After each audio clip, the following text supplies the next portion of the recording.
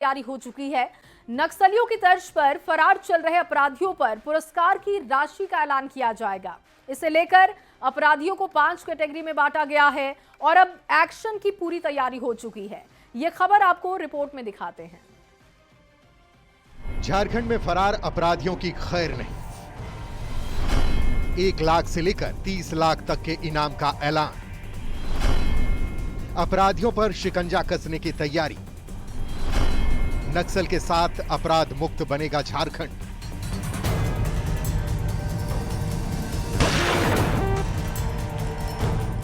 नक्सल मुक्त बनाने के साथ ही अब झारखंड को अपराध मुक्त बनाने की भी पूरी तैयारी है। झारखंड में अब फरार कुख्यात अपराधियों पर 1 लाख से लेकर 30 लाख तक के इनाम की घोषणा की जाएगी। दरअसल नक्सलियों पर इनाम की घोषणा होने के बाद पुलिस को बड़ी सफलता मिली थी, जिसके बाद इसे अपराधियों पर भी आजमाने की तैयारी है। कैबिनेट ने अपने फैसले में अपराधियों पर इनाम की घोषणा से जुड़े प्रस्ताव को मंजूरी दे दी है और अब इसे धरातल पर उतारने की तैयारी है। ये रिवार्ड पॉलिसी भी एक बहुत बड़ा हथियार था हमारा कि उग्रवाद को राज्य में समाप्त करने के लिए। इसी प्रकार से हम अपराधियों पर भी नकेल कसने के लिए उन पर रिवार्ड घोषित कर रहे हैं। तो ये हमारी एक ओवरऑल स्ट्रेटजी का एक हिस्सा रिवार्ड है। रिवार्ड भी है, एक्शन भी है, कार्रवाई भी है, त्वरित इन्वेस्टिगेशन भी है, ATS के द्वारा काम भी है। तो ये सारों को मिलाकर के हम झारखंड को सेफ बनाना चाहते हैं, अपराध मुक्त बनाना चाहते हैं। अपराधियों को झारखंड में 5 कैटेगरी में बांटा गया है। क्या है वो कैटेगरी और इसमें कितनी इनाम की राशि है, आप भी जान लीजिए।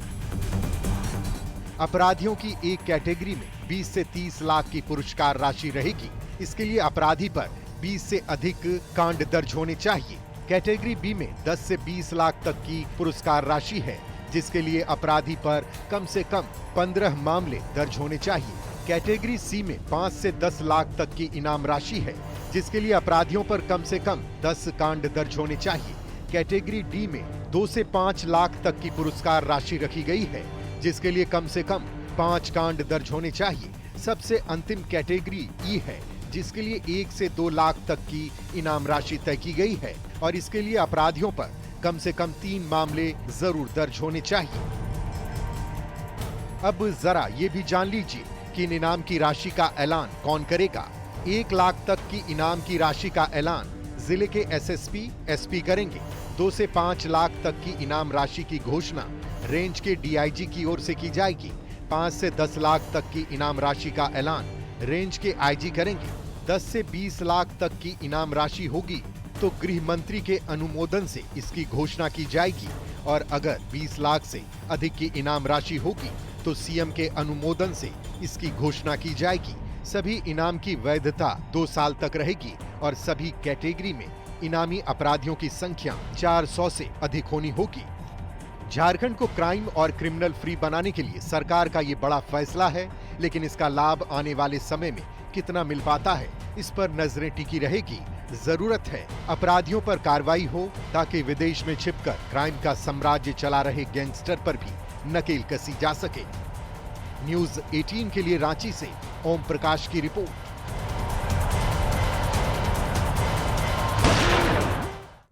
और रुख करते हैं अगली खबर की ओर। हजारीबाग के SBMCH में गर्भवती महिला की डिलीवरी नहीं कराने के मामले ने तूल पकड़ लिया है।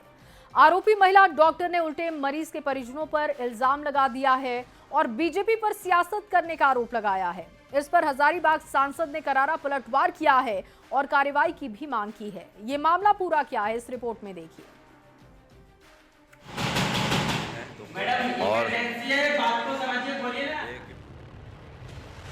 हजारीबाग के सबसे बड़े सरकारी अस्पताल SBMCH में गर्भवती महिला मनीषा कुमारी की डिलीवरी नहीं कराने और आधी रात को अस्पताल का दरवाजा नहीं खोलने के मामले ने तूल पकड़ लिया है। ड्यूटी के दौरान जो महिला डॉक्टर अस्पताल में मौजूद नहीं थी, उन्होंने एक बयान जारी कर पीड़ित विनोद कुमार साव के आरोपों का खंडन किया है। रांची रेफर किया गया था, बट पेशेंट कहीं निजी अस्पताल में जाकर वहां अपना सर्जरी कराई थी। मुझे सुबह एक लोकल नेता अर्जुन साव का कॉल आता है, जो मुझे पहले तो प्रोवोक करते हैं, उसके बाद मेरा कॉल टैप करके इसको एक मुद्दा बनाते हैं।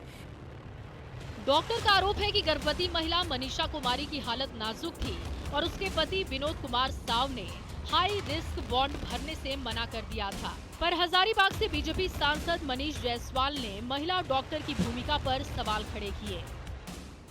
नर्स किसी पेशेंट को देखेगा और उसको टहला देगा, बोल देगा कि आप जो है वो चले जाइए, मतलब प्राइवेट में चले जाइए, और खाली डॉक्टर जो है बिना देखे हुए, बिना आला लगाए हुए, बिना फिजिकली देखे हुए ये बोल दे कि आपको ये नहीं है तो आपको वो नहीं है। वहीं आरोपी डॉक्टर ने झारखंड के मुख्यमंत्री हेमंत सोरेन और स्वास्थ्य मंत्री इरफान अंसारी के सामने इस्तीफे की पेशकश की है।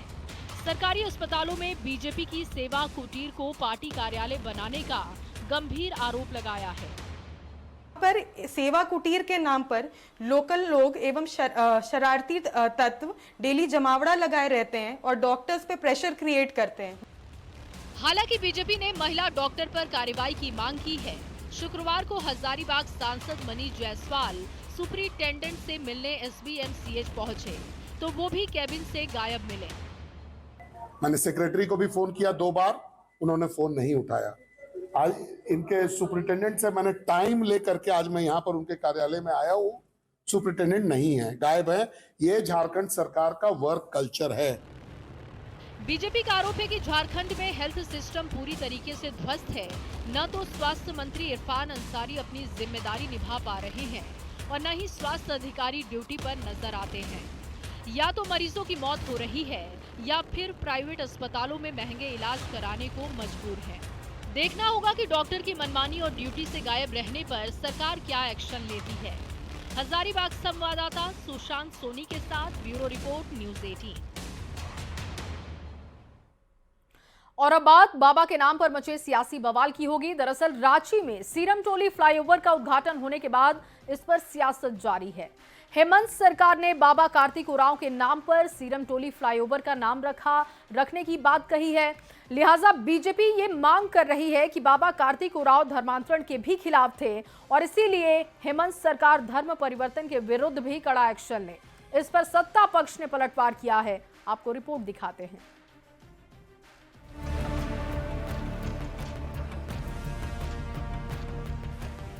झारखंड में लंबे समय से विवादों में रहे सीरम टोली फ्लाईओवर का उद्घाटन होने के बाद भी सियासत जारी है।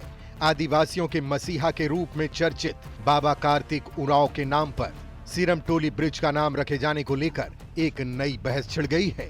विपक्ष में बैठी बीजेपी ये कह रही है कि जिस कार्तिक उरांव ने आदिवासी समुदाय के अधिकार और आत्मसम्मान के लिए जीवन भर संघर्ष किया, उन्होंने धर्मांतरण के खिलाफ भी लंबी लड़ाई लड़ी थी। इसलिए हेमंत सरकार को धर्म परिवर्तन के खिलाफ भी कड़ा कदम उठाना चाहिए।